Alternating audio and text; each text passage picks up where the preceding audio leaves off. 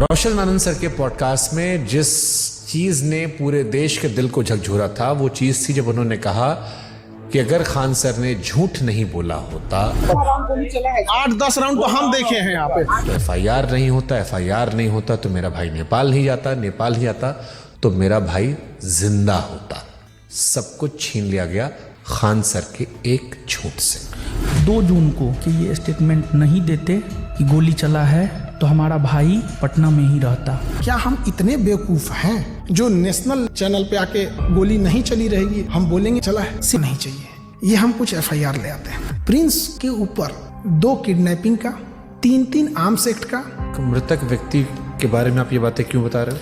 क्योंकि उनको पुलिस दूसरे केस में भी ढूंढ रही थी। ये वो एफआईआर है जिसकी वजह से देश छोड़ के जाना पड़ा। और इतना ही नहीं, एक और केस होता है उसके बाद।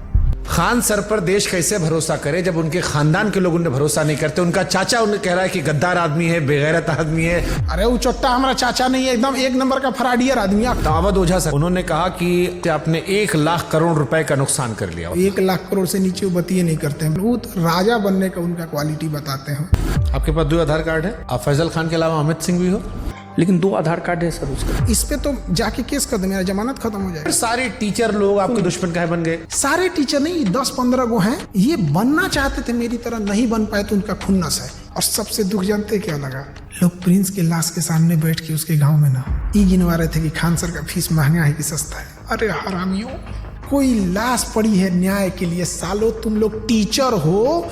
एक थ्योरी आई थी कि आपको शायद ट्रैप करने के लिए पुलिस या किसी ने तो खबर भिजवाया गया ना कि आपकी माँ जो है वो आखिरी सांस ले रही है, बात कर लीजिए।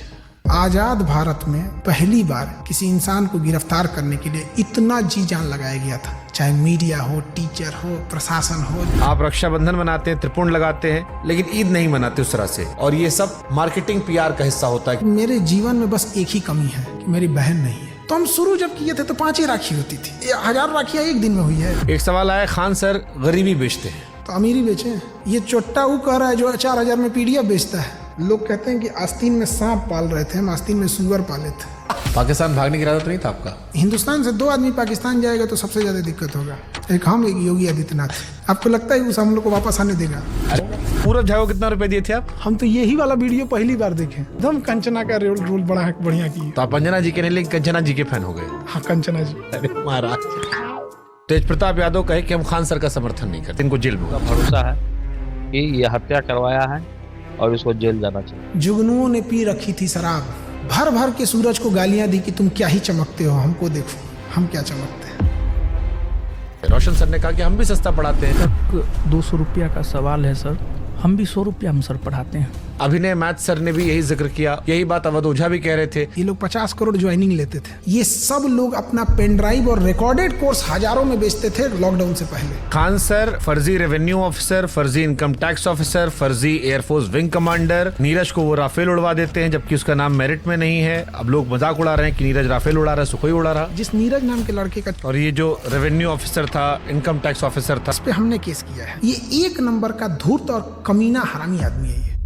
एक टीचर है जिनके लिए आपने मुखिया चुनाव का प्रचार तक किया था। उन्होंने YouTube पर वीडियो बनाकर सबसे ज्यादा आपको एक्सपोज किया। वो 12वीं पढ़ा ऑर्केस्ट्रा में लौंडा नाच करने वाले को हम मुखिया बना दिए। वो तो फर्जी रिजल्ट था। कुछ कुत्ते अपने होते हैं और कुछ अपने लोग ही कुत्ते होते हैं। कपिल शर्मा केबीसी हर जगह बताया कि मेरी कोचिंग बम फेंका गया। बम मार दिया था सर, और एक दिन हो गया बम चला दिया गया हमारे।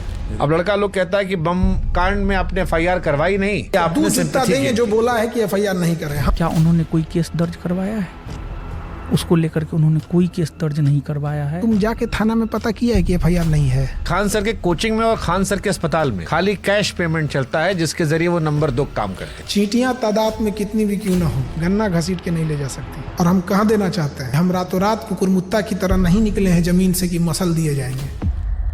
इसी वीडियो देखी टीचर ने बनाया था। खान सर पढ़ाते थोड़ी है, खाली हवाबाजी करते हैं। आप पढ़ाते हो भी? क्या बात करते हैं? हम पूछ रहे हैं भाई। हम क्लास में कोई नाचता है, मुर्जरा करता है क्लास में। एक आरोप जो सबने लगाया कि बहुत सारे टीचर्स को विवेक बिंद्रा के जरिए खान सर ने खरीदने की कोशिश की, जिसमें 2 टीचर राकेश यादव सर और अभिनय सर ने खुलेआम कहा कि विवाद के दौरान कॉल आया और पीआर तंत्र फैलाने की कोशिश की। विवेक बिंद्रा जी ने 2-4-5 टीचर्स को बुलाया और वहां पे प्लान किया कि खान साहब को सपोर्ट करना है। सारे यूट्यूबर और टीचर आ रहे हैं और हमें वहाँ खान सर की इमेज को बचाने के लिए प्रयास करना है। इस ससुरे गए कहाँ हैं सब? तब इस ससुरे इतने ईमानदार थे सब तो फोने पे मना कर देते सब। ये लोग बेचारे रोशन के साथ भी नहीं है। सुनिए बता रहे हैं इतना कानूनी लड़ाई लड़ ली है इस 40 दिन में ना, अब हम लॉ का बैच लाने जा रहे हैं। है आपदा में अवसर खोज दे। समय जब मुंह फेर लेता है तो कुत्ता भी शेर को घेर लेता है।